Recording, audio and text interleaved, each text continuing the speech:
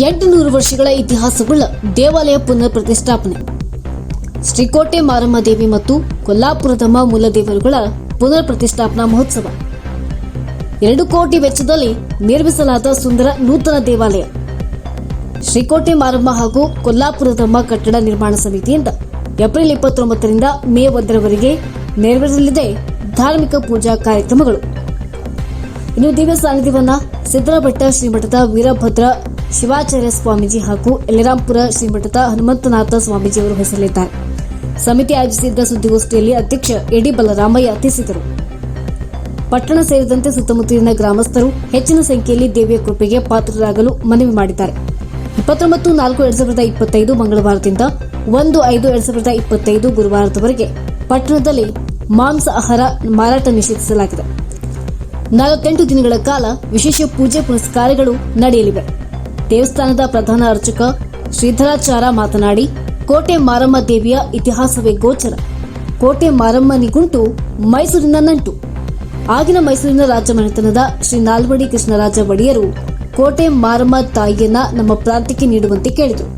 ಮೈಸೂರಿನಲ್ಲಿ ದೇವಸ್ಥಾನ ಕಟ್ಟಬೇಕಾದರೆ ಒಂದು ಕಂಬವನ್ನ ನಿಲ್ಲಿಸಲಾಗದೇ ಇದ್ದಾಗ ರಾಜಮನೆತನದವರು ಕೇಳಿಕೊಂಡಿರುವ ಇತಿಹಾಸ ಇದೆ. ಈಗಲೂ ಕೂಡ ಮೈಸೂರಿನಲ್ಲಿ ಕೊರಟಗೆರೆ ಕೋಟೆ ಮಾರಮ್ಮ ತಾಯಿಯ ದೇವಸ್ಥಾನವಿದೆ.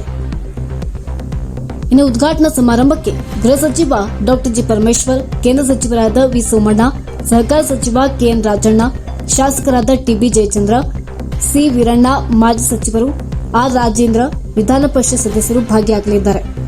ಮಾಜಿ ಶಾಸಕ ಪಿಆರ್ ಸುಧಾಕರ್ ಲಾಲ್, ಬಿಜೆಪಿ ಮುಖಂಡ ಅನಿಲ್ ಕುಮಾರ್ ಹಾಗೂ ಪಟ್ಟಣ ಪಂಚಾಯಿತಿಯ ಎಲ್ಲ ಅಧ್ಯಕ್ಷರು, ಸದಸ್ಯರು ಭಾಗಿಯಾಗಲಿದ್ದಾರೆ.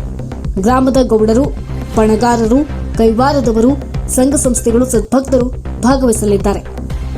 ನ್ಯೂಸ್ ಬ್ಯೂರೋ, ರಾಜಮುದ್ರಿ ನ್ಯೂಸ್, ಧ್ವನಿ ನಿಮ್ಮದು, ಜಾಲ ನಮ್ಮದು. ಮಂಗಳವಾರ 3 ದಿವಸ ಕಾರ್ಯಕ್ರಮ ಇದೆ. ಅದೆಲ್ಲವೂ ನಮ್ಮ ಏನು ಅರ್ಚಕರಿದ್ದಾರೆ, ಅರ್ಚಕರು ಮಾಡ್ತಾರೆ. ಮತ್ತು 1ನೇ ತಾರೀಕು 7ವರೆಗೆ ಕಳಸ ಪ್ರತಿಷ್ಠಾಪನೆ.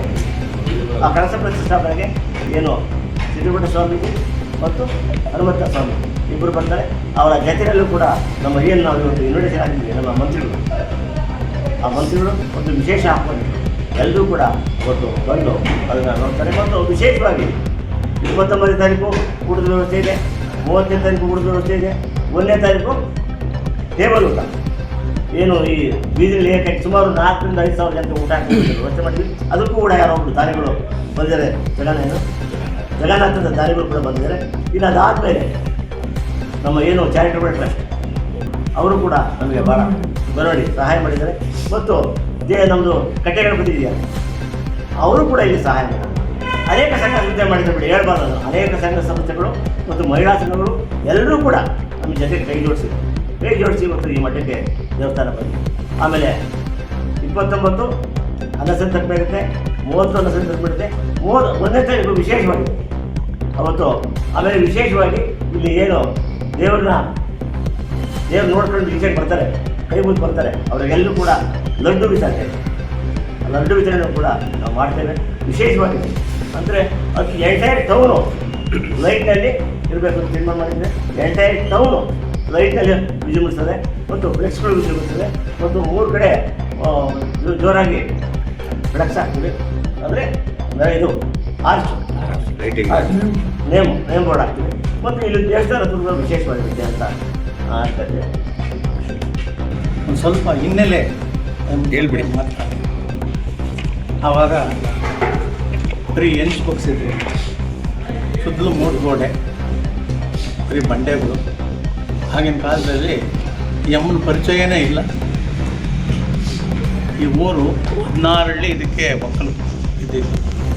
16 ಹಳ್ಳಿ ಒಕ್ಕಲನ್ನು ಅವರು ಬಂದು ಪೂಜೆ ಮಾಡಿಸಿ ಮಕ್ಕಳಿಗೆ ತೀರ್ಥ ಹಾಕಿದ್ರೆ ಸಾಕು ಮೇಲಾಗುತ್ತೆ. ಆ ಅಮ್ಮನ ಆಶೀರ್ವಾದ ಮೇಲಾಗಿ 16 ಹಳ್ಳಿನೂ ಸುತ್ತಾಕಿವಿ. ದುರ್ಗಿಂದ 1.5 ತಿಂಗಳು ನಾನು ಸುಗ್ಗಿ ಕಾಲದಲ್ಲಿ ಊರೆಲ್ಲ ಸುತ್ತಿ ದವಸ ಅವ್ರು ಎಷ್ಟು ಕೊಡ್ತಾರೋ ಅಷ್ಟು ಇಸ್ಕೊಂಬಂದು ಅದು ಒಂದು ಆರಾಧನೆ ಅನ್ನಂಗೆ ಮಾಡಿದ್ವಿ. ಈ ಥರ ನಡ್ಕೊಂಬಂದಾಗ ಯಾವುದಾನ ಹಳ್ಳಿಗೆ ಹೋದರೆ ಯಾವರು ನಿಂದು ಮಾರಮ್ಮ ಪೂಜಾರ, ಯಾವ ಮಾರಮ್ಮ ಪೂಜಾರ ನೀವು ಅನ್ನೋರು ಹಿಂಗೆ ಅಂದವ್ರೆ ಎಷ್ಟೋ ಜನ. ಬರ್ತಾ ಆಮೇಲೆ ಒಳಗೆ ಹೋದರೆ ಚಾಟ್ ಹಾಕಿ ಗುರ್ಕಳಿ ಸ್ವಾಮಿ ಬಂದಾಗ ಆ ಥರ ಅವ್ರನ್ನ ಜನಗಳನ್ನ ಪ್ರೇರೇಪಣೆ ಮಾಡಿ ಅವ್ರಿಗೆ ಒಳ್ಳೆಯದನ್ನು ಮಾಡಿ ಆಯಮ್ಮನ ಹೆಸರು ಹೇಳಿ ಒಂದು ಯಂತ್ರ ಹಾಕಿ ಒಂದು ತೀರ್ಥ ಹಾಕಿ ಮೇಲಾಗಬೇಕು ಅವ್ರ ಕೈಲಿ. ಆ ನಂಬಿಕೆ ಮಕ್ಕಳು ಎಳೆ ಮಕ್ಕಳದೇಕಿಲು ಆಸ್ಪತ್ರೆಯಿಂದ ಡಾಕ್ಟ್ರೇ ಹೇಳ್ಕೊಳ್ತಾರೆ ಹೋಗಿ ಅಲ್ಲಿ ಒಂದು ಯಂತ್ರ ಹಾಕ್ಸ್ಕೊಳ್ಳಿ, ಅಲ್ಲಿ ಬಂದು ಯಂತ್ರ ಹಾಕ್ಸಿದ್ರೆ ಸಲೀಸಾಗ್ಬಿಡೋದು ನಂಬಿ ಅಷ್ಟು ಚೆನ್ನಾಗಿ ಅಮ್ಮ ಊರನ್ನ ಕಾಪಾಡೋದು. ಮೇಲಾಗಿ ಈ ಗ್ರಾಮ ದೇವತೆ ಮುಖ್ಯವಾಗಿ ಬೂದಿ ಮುಚ್ಚಿದ ಕೆಂಡ ಇದ್ದಂಗೆ, ಏನೂ ತೋರಿಸ್ಕೊಳಕ್ಕೆ ಹೋಗಲ್ಲ, ಆಡಂಬರ ಆಗಲ್ಲ. ಎಲ್ಲೆಲ್ಲಿ ಏನೇನು ಬೇಕೋ ಯಾರ್ಯಾರಿಗೆ ಏನು ಮನಸ್ಸು ಕೊಡಬೇಕೋ ಹಿಂಗೆ ಮಾಡಬೇಕು ಅದನ್ನು ಅಮ್ಮ ಮಾಡಿಸ್ತಾರೆ. ಇದೆಲ್ಲ ಪ್ರೇರೇಪಿತವಾಗಿ ಎಷ್ಟೋ ವರ್ಷಗಳು ಮಳೆ ಗಾಳಿ ಬಿಸಿಲಲ್ಲಿ ಆ ಅಮ್ಮ ಸುತ್ತಲೂ ಏನೂ ಇಲ್ಲ, ಬರೀ 2 ಕಟ್ಟಿಗೆ ಮ್ಯಾದ್ರು ಕಟ್ಟಿಬಿಡೋರು ಪರ್ಸ್ ಜಾತ್ರೆಗೆ. ಸುಮ್ಮನೆ ಬಾಗಿಲಿಲ್ಲ, ಬಂದ್ರ ಇಲ್ಲ, ಎಲೆ ದೇವ್ರ ಹತ್ರ ಪೂಜೆ ಮಾಡೋದು, ಬಂದವ್ರಿಗೆ ಪೂಜೆ ಮಾಡಿಕೊಡೋದು. ಬೆಳಗ್ಗೆಯಿಂದ ಸಾಯಂಕಾಲ 6 ಗಂಟೆವರೆಗೂ ಇದ್ರೂ 30 ರೂಪಾಯಿ ಉಡ್ತಿರಲಿಲ್ಲ ಅವರು ಆ ಕಾಲದಲ್ಲಿ. ಇವತ್ತು ಆ ಮಹಾತಾಯಿ ಏನೋ ಕೈ ನಮ್ಮ ವಂಶದಲ್ಲಿ ಯಾರಿಗೂ ಕೈ ಎತ್ತಿರಲಿಲ್ಲ. ಆ ಅಮ್ಮನ ಸೇವೆ ಮಾಡ್ಕೊಂಡು ಬಂದ ಮೇಲೆ ಆ ಅಮ್ಮ ನಮಗೆ ಕೈ ಎತ್ತದ್ಲು, ಏನು ಬೇಕು ಕೊಡ್ತಾಳೆ, ಜನಗಳಿಗೂ ಏನು ಬೇಕೋ ಆಸೆ ನಿರ್ಮಿಸ್ತಾಳೆ, ಅವ್ರ ಕೈಯಿಂದಲೂ ಮಾಡಿಸ್ಕೊಂತಾಳೆ ಬೇಕಾದಷ್ಟು ಕೆಲಸ. ಅಂಥ ಮಹಾತಾಯಿ ಅಮ್ಮ ಊರನ್ನ ಚೆನ್ನಾಗಿ ಕಾಪಾಡಿದ್ದಾಳೆ. ಯಾಕೆ ಅಂದರೆ ಈ ಕೊರಟಗೆರೆಯಲ್ಲಿ ಪ್ರಸಿದ್ಧವಾದ ಕ್ಷೇತ್ರ ಅದು ದಕ್ಷಿಣ ಕಾಶಿ ಅಂತಲೇ ಹೆಸರಾಗಿರ್ತಕ್ಕಂಥದ್ದು ಕೊರಟಗೆರೆ ಭೂಮಿ ಇತಿಹಾಸ ಇದೆ. ರಣಬೇರೆ ಗೌಡರು ಆಳಿರ್ತಕ್ಕಂತಹ ಪ್ರದೇಶಗಳಿದು. ಗಂಗಾಧರೇಶ್ವರ, ಕೋಟೆ ಮಾರಮ್ಮ ತಾಯಿ ಹಾಗೂ ಶ್ರೀ ಕಟ್ಟೆ ಗಣಪತಿಯವರು ಉದ್ಭವ ಮೂರ್ತಿಗಳು. ಇದು ಒಳ್ಳೆಯ ಭೂಮಿ. ಆ ತಾಯಿಯ ಸಂಕಲ್ಪದಂತೆ ಇತ್ತೀಚೆಗೆ ಎಲ್ಲ ಪೂರ್ಣಗೊಂಡಿದೆ. ಆಗ ನಿರ್ಮಾಣ ಎಲ್ಲ ಪೂರ್ಣಗೊಂಡಿದೆ. ದೇವಸ್ಥಾನ ಕಾರ್ಯಗಳು ಪ್ರತಿಷ್ಠಾಪನಾ ಮಹೋತ್ಸವಕ್ಕೆ ಚಾಲನೆಯನ್ನು ನಮ್ಮ ಅಧ್ಯಕ್ಷರಾದ ಎ ಡಿ ಬಲರಾಮಣ್ಣವರು ಎಲ್ಲ ಕೊಟ್ಟಿದ್ದಾರೆ. ಹಾಗೂ ನಮ್ಮ ಮಂಡಳಿ ಕಡೆಯಿಂದ ಎಲ್ಲ ಸೇವೆಗಳು ಭಕ್ತಾದಿಗಳು ಒಂದು ಮಾಡ್ತಾ ಇದ್ದಾರೆ. ಹಾಗೂ 29/4/25 ಮಂಗಳವಾರ ಸಾಯಂಕಾಲ ಎಲ್ಲ ಸರ್ವಮಂಗಳೆಯರಿಂದ ಗಂಗಾಭವಾನಿ ಪೂಜೆ ದೇವಸ್ಥಾನದಿಂದ ಹೊರಟು ತಳವಾರ ಬಾವಿಯಿಂದ ಅಲ್ಲಿ ಪೂಜೆ ಮುಗಿಸ್ಕೊಂಡು ಕಳಸ ಪ್ರತಿಷ್ಠಾಪನೆಗಳು ಮಾಡಿಕೊಂಡು ಮುತ್ತೈದೆಯರ ಸಮೇತ ಬಂದು ದೇವಸ್ಥಾನದ ಆವರಣ ಪ್ರವೇಶ ಮಾಡಿ, ಆನಂತರ ದೇವರ ಮೂಲ ಬಿಂಬದ ಅಂದರೆ ಮೂಲ ವಿಗ್ರಹಗಳನ್ನ ಪುರ ಪ್ರವೇಶ ಆಗುತ್ತೆ. ದೇವಸ್ಥಾನದಲ್ಲಿ ನಡೆದು ಶಯನ ನಿವಾಸದಲ್ಲಿರ್ತೀವಿ. ಆನಂತರ ಯಾಗಶಾಲಾ ಪ್ರವೇಶನ ಆಗುತ್ತೆ. ಅದು ಮಂಗಳವಾರದ ಕಾರ್ಯಕ್ರಮ. ಬುಧವಾರದ ಬೆಳಗ್ಗೆ ಕಾರ್ಯಕ್ರಮ 9 ಗಂಟೆಯಿಂದ ಶುರುವಾಗುತ್ತೆ. ಪುಣ್ಯಾಹ, ಗಣಪತಿ ಪೂಜೆ, ಕಳಶಾರಾಧನೆ ಹಾಗೂ ವೈಶ್ವಕರ್ಮನ ಕಳಶ ಸ್ಥಾಪನೆ ಹಾಗೂ ಕೋಟೆ ಮಾರಮ್ಮ ಹಾಗೂ ಕೊಲ್ಲಾಪುರದಮ್ಮನವರ ಪ್ರಧಾನ ಕಳಶ ಹೋಮ ಹಾಗೂ ಪ್ರಧಾನ ಕಳಶ ಪೂಜೆಗಳಿರುತ್ತೆ. ಅದು 12 ಗಂಟೆಗೆ ಮಹಾಮಂಗಳಾರತಿಯಾಗಿ ಲಘು ಪೂರ್ಣಾವತಿ ಕೊಡ್ತಾರೆ ಬುಧವಾರ ದಿವಸ.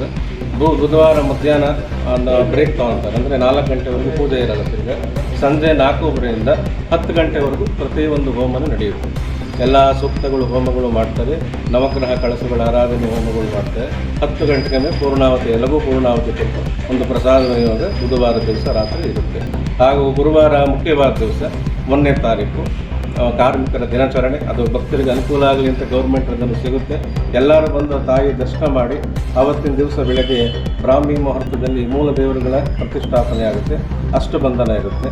ಆ ಅಷ್ಟಬಂಧನ ಆದಮೇಲೆ ಮೇಲೆ ಸ್ವಾಮೀಜಿಗಳು, ಸಿದ್ದರಬೆಟ್ಟ ಸ್ವಾಮಿಗಳು, ವೀರಭದ್ರ ಶಿವಾಚಾರ್ಯ ಸ್ವಾಮಿಗಳು ಹಾಗೂ ಯಲ್ಲರಾಮಪುರದ ಹನುಮಂತ ಸ್ವಾಮಿಗಳು ಬಂದು ಅವರ ಅಮೃತ ಹಸ್ತದಿಂದ ಕಳಶ ರೋಹಣ ಆಗುತ್ತೆ. ಮೇಲೆ ಗೋಪುರದ ಮೇಲೆ ಬ್ರಹ್ಮ ಕಳಶ ಸ್ಥಾಪನೆಯನ್ನು ಮಾಡ್ತೇವೆ. ಅದಾದ ನಂತರ ಚಂಡಿ ಹೋಮ ಇರುತ್ತೆ.